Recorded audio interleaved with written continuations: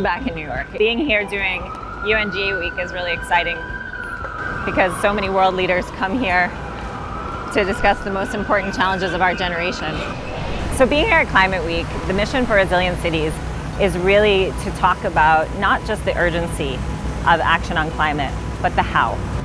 What we spend more time talking about is how to build the human capacity to have resilience in cities. We need to drive investments into those systems now.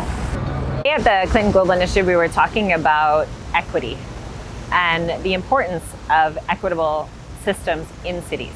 Because without equity, we'll never be resilient. If we're not going to pay attention to the communities that are the most vulnerable, it's not going to work. We're not quite ready in this actual room. This week, I'll be speaking on a panel about climate, health, and equity. I'll be talking about cities and climate finance, and I'll be talking about circular economy in cities. We have to come back to first principles and mindset. And circularity is a fantastic example of that. So we actually have an opportunity in our cities to turn those challenges of waste, of buildings, into opportunities. When we talk about our circularity and our local implementation, this is really a moment where we have to get down to the how.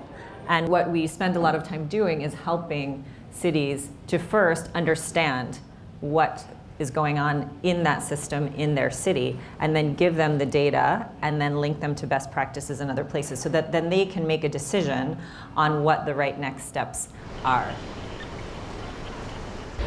The message from New York here in Climate Week is that we have to adapt, we have to build resilience alongside net zero. And now we have to make the resources available for countries and cities to do it.